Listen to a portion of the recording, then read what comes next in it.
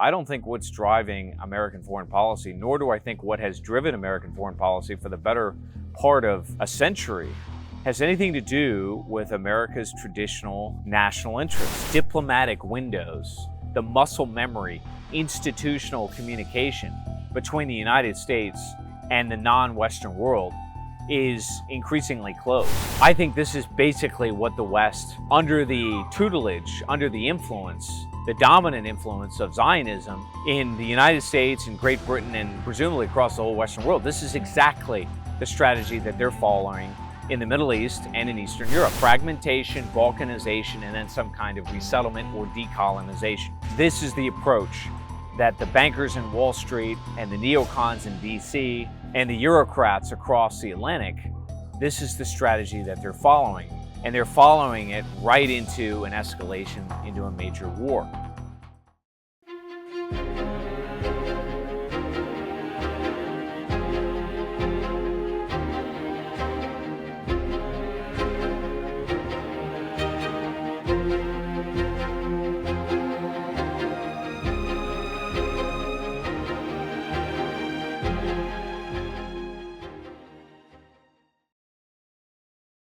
Welcome back to Men and the City. I hope all of you are doing well. I came across a fairly disturbing article which turned into a very interesting video that was made by a friend of mine on a platform called Neutrality Studies, and I'll make sure to link to that below. But I think it's worthy of a broader discussion, not just about geopolitics, but really about the sort of mind virus that has taken hold in Washington, D.C., and importantly, the conclusions that the rest of the world are beginning to come to about the United States, about its intelligence agencies, about its broader strategy in the rest of the world.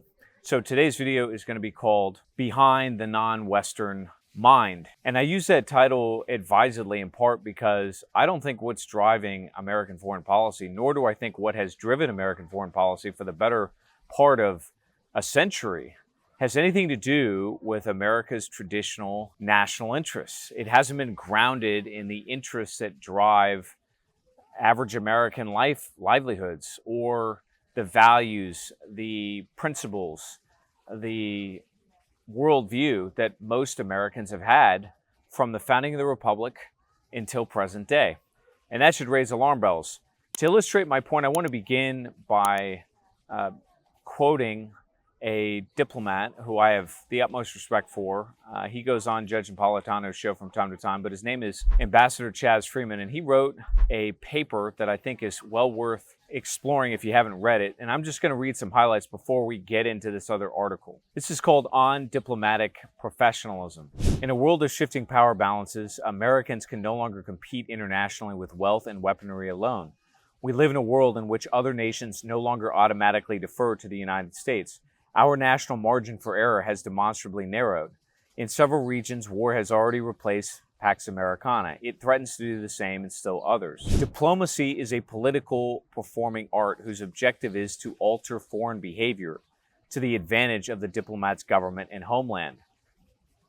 The professed expertise of diplomats is the management of relations between states and peoples to advance and defend their nation's interests and augment its security and well-being. To this end, diplomats use measures short of war, define feasible purposes for nonetheless necessary uses of force, organize or disrupt coalitions of foreign states and peoples, and translate the results of war or other forms of international competition into the most advantageous and sustainable modus vivendi possible.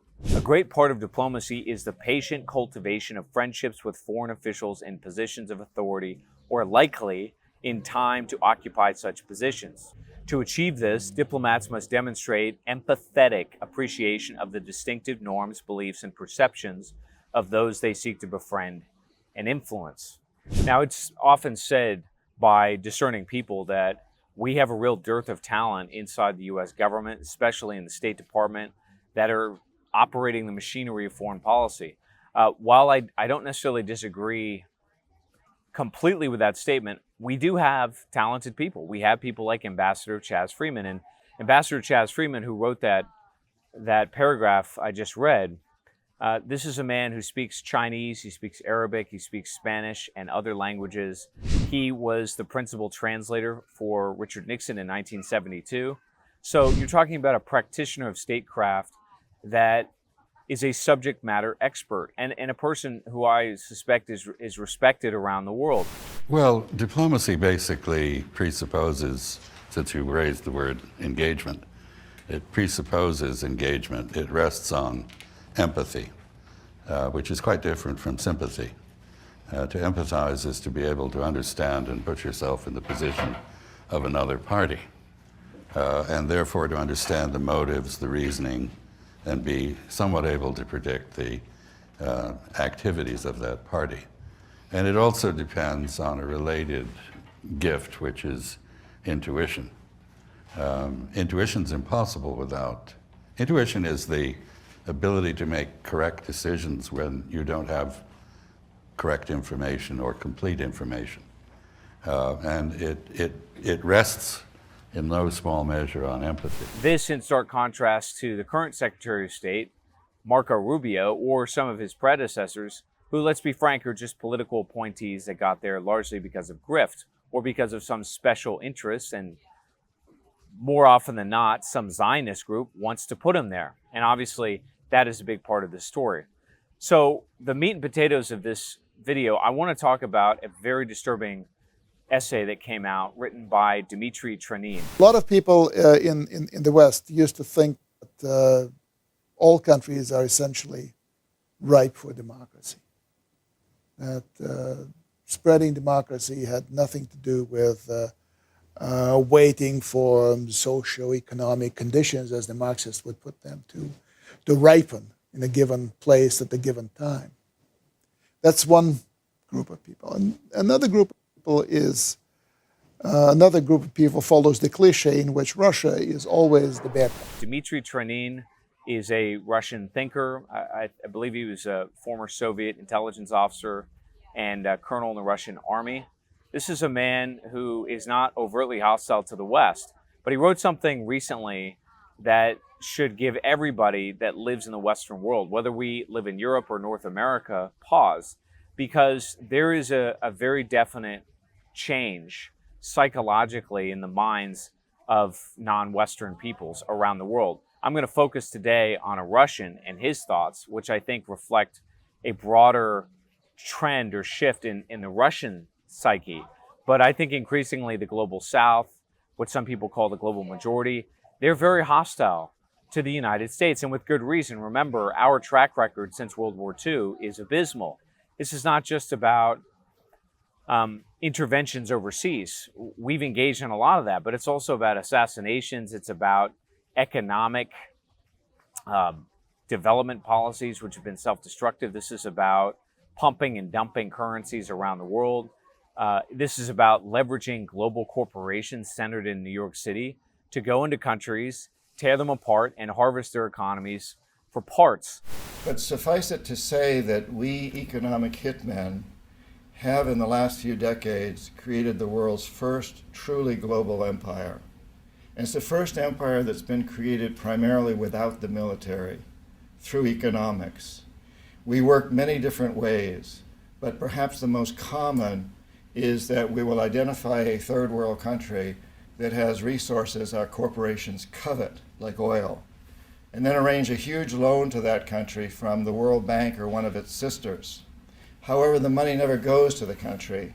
Instead, it goes to our own corporations to build infrastructure projects in that country, power plants, highways, industrial parks, things that benefit a few rich people in that country, as well as our own corporations, but do not help the majority of the people at all, because these people are too poor to buy electricity or have cars. They don't have the skills to get jobs in industrial parks. And yet the whole country, is left holding a huge debt. And it's such a huge debt they can't possibly repay it. These are the policies that we've engaged in for a long, long time, and I think the world has simply had enough of it. What does that mean? Well, let's hear what Dmitri Trenin has to say, because it's very, very troubling indeed.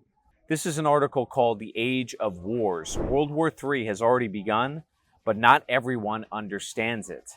So again, just right off the bat, understand that the perception from Dmitri Trenin, and my guess is from the Kremlin and maybe from the Russian population, is that they're already at war with the West. Now, here I am sitting in Virginia, just outside of Washington, D.C. Is there any such sentiment among Americans? Do we realize that we're actively engaged in war in Eastern Europe and the Middle East and other parts of the world? Probably not. And that illustrates a great danger. And what I suppose this author is going to argue, and what I think is true, is that the tension between the United States and Russia is greater than at any time during the Cold War. So you just let that sink in for just a moment. Many people are now talking about humanity's drift towards a third world war, implying that something reminiscent of the events of the 20th century awaits us. However, war is constantly changing its appearance. It will not come to us as it did in June 1941, a large-scale military invasion, nor as they feared in October 1962, during the Cuban Missile Crisis, in the form of a massive nuclear strike. In fact, the World War is already here. Even if not, everyone has noticed and realized it. The pre-war period ended for Russia in 2014, for China in 2017, and for Iran in 2023. Since then, the scale of the war in its modern guise and its intensity have been constantly growing. There is not a second Cold War. Since 2022, the West's war against Russia has assumed a defensive character, and the transition of a hot but proxy conflict in Ukraine into a head-on nuclear clash with NATO countries is becoming increasingly likely.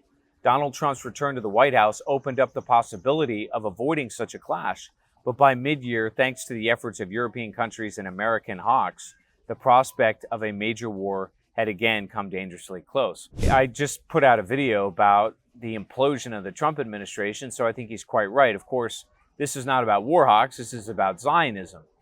That's principally the trap that has ensnared Donald Trump. Trenin continues. Despite the changing forms, the cause of this world war is traditional, a change in the balance of power in the world. Feeling that the rise of new centers of power, primarily China and the restoration of Russia as a great power threaten its dominance, the West has gone on the counter-offensive. Western ideology, political and economic, globalism, and socio-cultural posthumanism organically does not accept diversity, national or civilizational identity and tradition. For the modern West, rejection of universalism means catastrophe. It is not ready for regional status.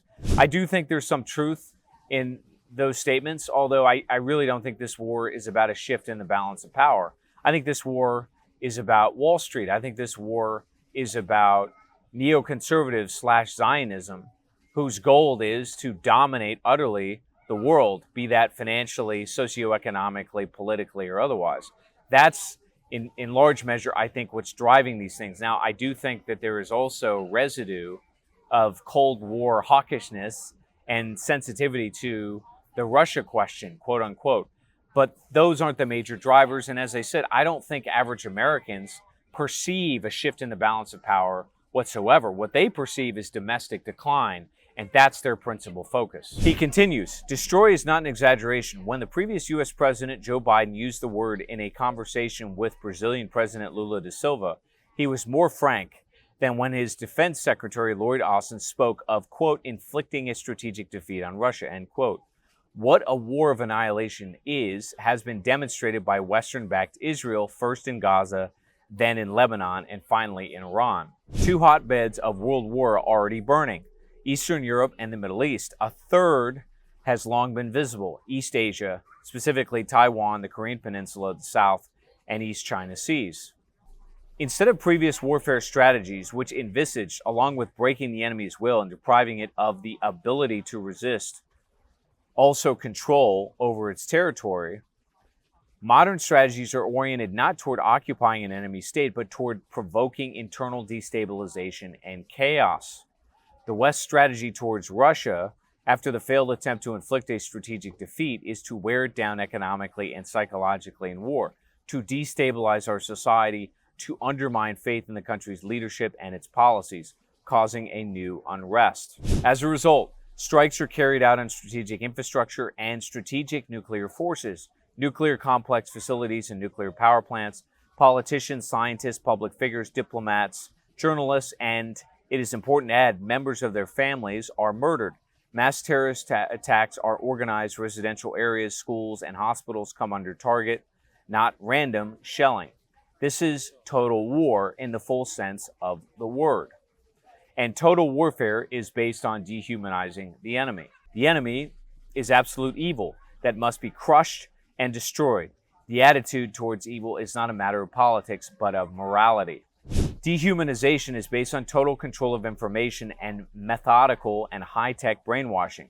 Rewriting history, including World War II and the Cold War, outright lies about the current state of affairs, banning any information coming from the enemy, persecuting those citizens who doubt the correctness of the single narrative, and branding them as enemy agents turn Western societies into convenient objects for manipulation by the ruling elites. At the same time, the West and its proxies, often using a softer regime in the enemy camp, recruit agents there to provoke internal conflicts, social, political, ideological, ethnic, religious, etc. And he finishes, therefore, we have a long war ahead of us. There will be no victory in Ukraine like in 1945. The confrontation will continue in other forms, possibly in the military as well. There will be no stable confrontation, aka peaceful coexistence, as during the Cold War. On the contrary, the next few decades promise to be very dynamic.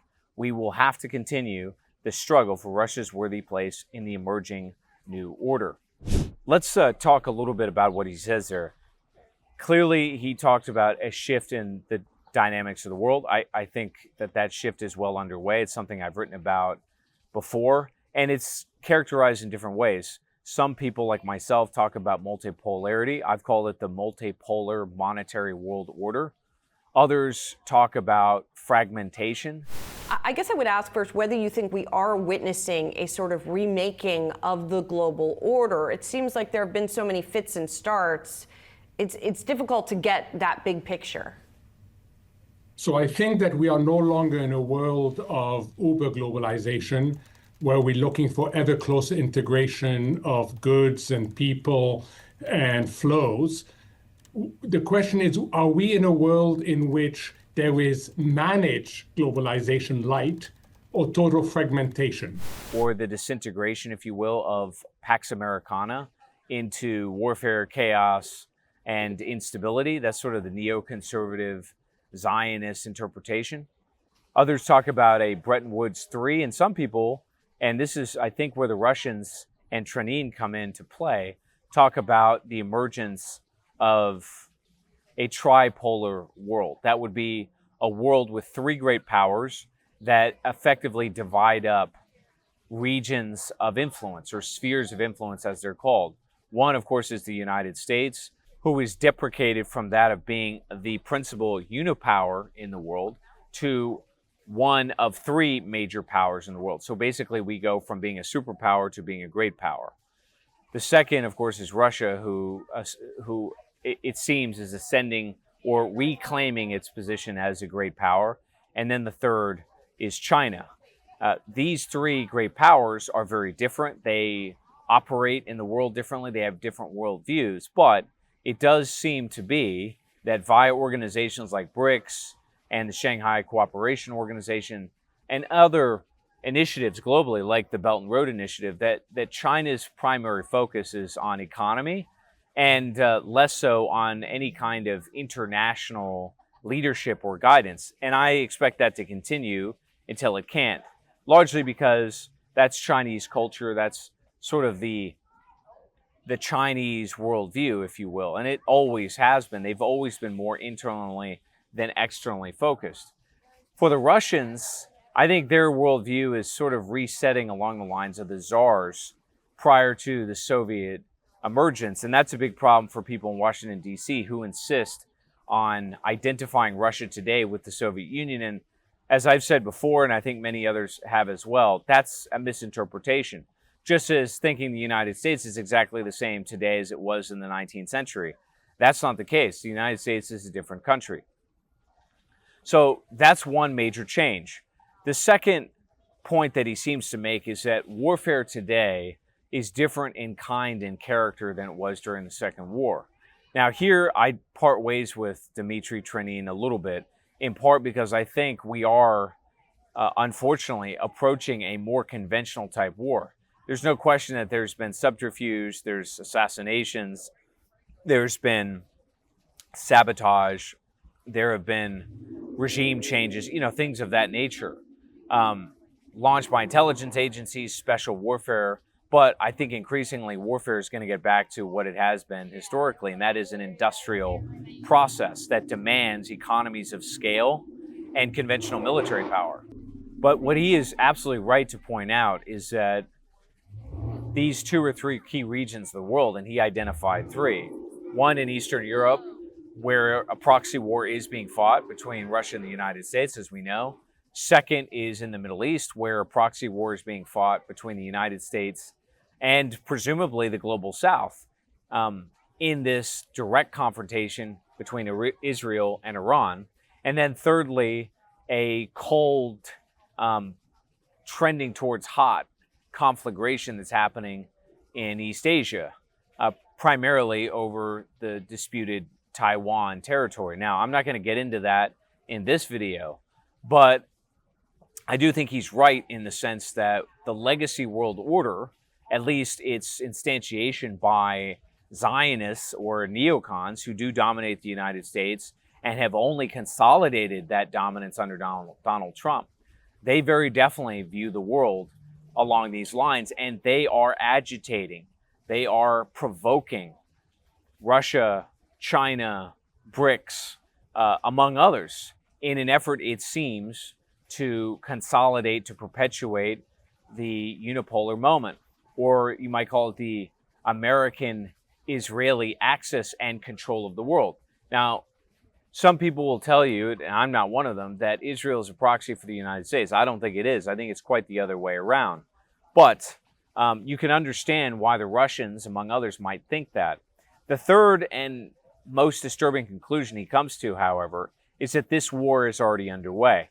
And this demonstrates what we started off with, which is that diplomatic windows, the muscle memory, institutional communication between the United States and the non-Western world is increasingly closed. Mr. President, what about Russia and Ukraine? You're talking about ceasefires. What's the way? I would have said 5 times we would have had a deal.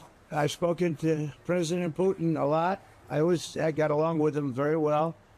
But 5 times, and every time 4 times maybe. But we've had discussions. You and I have had discussions. We thought we had that settled numerous times.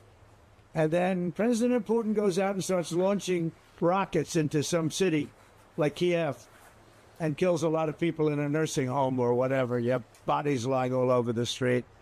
And I say that's not the way to do it. So we'll see what happens with that. I'm very disappointed.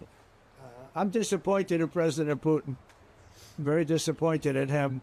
So we're going to have to look, and I'm going to reduce that 50 days that I gave him to a lesser number because I think I already know the answer what's going to happen. Okay? Thank you very much, everybody. We'll see you later. It's taut, it's tense, it's embattled. There's a lot of friction and combativeness now, largely because it seems, especially in the Kremlin, but I think increasingly in Beijing, certainly in Tehran and other major capitals of the global South, the trust in the West, the trust in the United States has collapsed.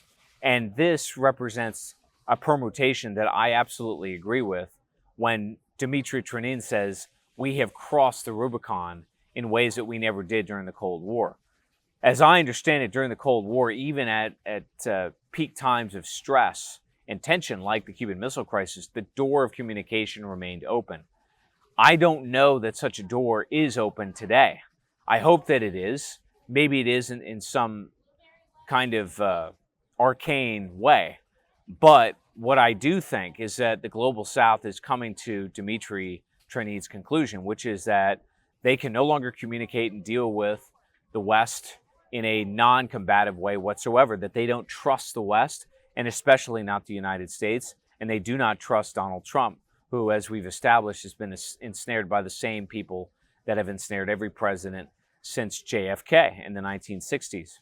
That means that we are, in effect, in a state of war. Now, I want to explain to some degree what I think is motivating this, because while Trenin does a good job of identifying the characteristics motivating a lot of the behavior from Western intelligence agencies, from senior leaders in the military-industrial complex, and perhaps prominent business leaders and intellectuals, I don't think he's getting at the core of the problem. And to do that, I think we need to revisit something called the Yinon Plan. The Yinon Plan was a strategy outlined by an Israeli in the 1980s named Oded Yinon. Now, he was a former advisor to Ariel Sharon and a senior official with the Israeli Foreign Ministry, and I guess a journalist of some kind. But he outlined a plan that was effectively a military strategy to acquire regional hegemony in the Middle East. This is something that some people call the Greater Israel Project, basically an effort for Israel to claim a whole bunch of land that it doesn't currently own and rebuild the Middle East in that image. This is something that Benjamin Netanyahu has talked about, among others. The real goal here is neither peace nor democracy. It's based on Eretz Yisrael, or Greater Israel, a Zionist fantasy of expanding Israel's 1967 borders way beyond what international law recognizes and into the sovereign territory of Israel's neighbors.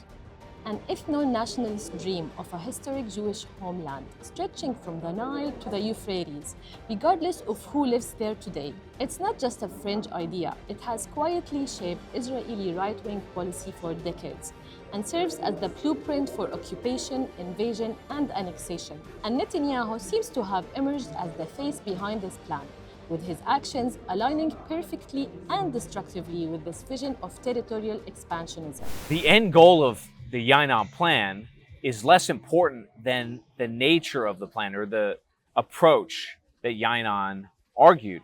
And basically, there were three components to the plan. The first was to fracture neighboring Arab states as part of an expansionist project. So if we all remember our history, at the end of World War I, when the European powers carved up the Middle East and turned it into some bastardized colonial set of nation states, which is what more or less is still there today, what they did is they created arbitrary states in many ways that were completely unsustainable, that internally were besieged or undermined by internecine conflicts, be they religious, sectarian, linguistic, cultural, racial, or what have you. And so Yinon, building on that practice, wanted to extend that fragmentation across the Arab world in particular. So these are countries like Lebanon, Syria, like Egypt in particular, all of whom, according to Yinon, and I think the broader Israeli military intelligence and their political class, perceives as an existential threat and always have. But in any case, fracturing and fragmentation, that was the first part of the plan. The second was then to balkanize. So that was to exacerbate the divisions that are already in these areas. So you destroy the state, and then you activate all of the internal inconsistencies and frictions that are within that state structure post-implosion. It's going to be ethnic divisions, sectarian divisions between it. It is balkanization of the Middle East enforced by military power from Israel. So this is sort of what we've witnessed happen in Syria. As soon as the Assad regime fell, what do? You get civil war. You get internecine conflict between the Christian population and the Muslim population, or various sects of the Muslim population. A very similar plan was set in motion post-Iraq in 2003. Once Saddam Hussein was gone, we just utterly destroyed his regime, and therefore the capacity of a central government to administer the country utterly collapsed. And what do? You get a civil war, and you get an intensification of the internecine conflicts. That was step 2, balkanization. And then step 3 was for Jewish resettlement. Now, I mention all of this in part because I think this is basically what the West, under the tutelage, under the influence, the dominant influence of Zionism in the United States and Great Britain and presumably across the whole Western world, this is exactly the strategy that they're following in the Middle East and in Eastern Europe. They want to decolonize Russia. They want to destroy what's left of a lot of these states and therefore fragment them, balkanize them, and resettle them. Now, resettlement is different in our case than the Israeli case. In the Israeli case, they actually want to resettle with Israelis. But in the Western sense, what do we want to do? We want to globalize. We want to do to these countries what has been done to us. Great Britain looks like a nation where life is functioning normally. Below the surface, however, lies a growing sense that the United Kingdom is coming apart at the seams. King's College London professor of war studies David Betts set off alarm bells this year by saying Britain is headed towards civil war, and he advised people living in its large cities to move before the violence starts. So I say all of that in part to explain that I think Dmitri Trenin's explanation of the character of Western warfare today is accurate, and the dangerous end state that is envisioned, but it has nothing to do with American or British or German national interest per se. We're back to the globalist elites who dominate it, and they are largely dominated by Zionism. Maybe not completely, but certainly the majority stakeholder is Zionism. And Zionism is this practice of fragmentation, balkanization, and then some kind of resettlement or decolonization. This is the approach that the bankers in Wall Street and the neocons in DC and the Eurocrats across the Atlantic, this is the strategy that they're following. And they're following it right into an escalation, into a major war. Now, I think the strategy of the Global South up to this point has been very sound, restrained, and wise. And that is to say that they have refused to engage in direct battle. They've continued to fight proxy wars, to be sure. But as we escalate, they either de-escalate or they refuse to escalate to the next level. And I think that that's wise. The danger, however, is that this Zionist virus of sorts that has gotten control of our foreign policy, it simply will not stop except through force or some kind of internal disruption. An internal disruption that could be nativist, organic, nationalistic opposition to their rule in Western countries. Unfortunately, we haven't seen that yet. I think it's coming, but we haven't seen it yet. So what Dmitri Trenin is arguing is that the Russians, effectively, the Global South, they need to treat these proxy wars as a major conventional war, that they need to fight back and escalate too. I don't think I need to explain to anybody how dangerous that really is, but it seems as though that's the world that we're headed into. If that psychological change has been reached in Russia, I'm not sure it has been reached yet in China. But what this article to me demonstrates is that realization is very close at hand for countries around the world.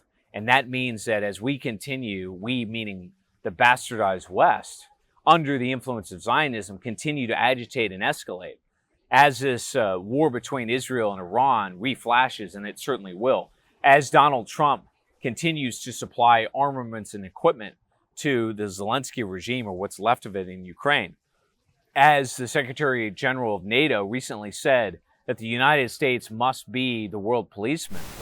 Because basically what the president is saying, that he is willing, of course, taking consideration what the US needs itself. So it's not that you can have a shopping list and you can order whatever you want, because the US has to make sure that the US keeps his hand on what the US needs, also to keep the whole world safe, because in the end you are the police agent of the whole world. As that persists, the Global South, led by Russia and China in this new world order, they're going to fight back. And that will lead us into something like a world war.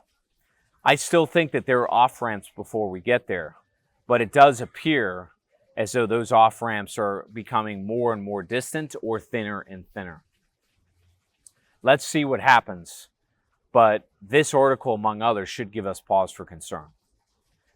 Stay tuned for more, and we'll talk soon.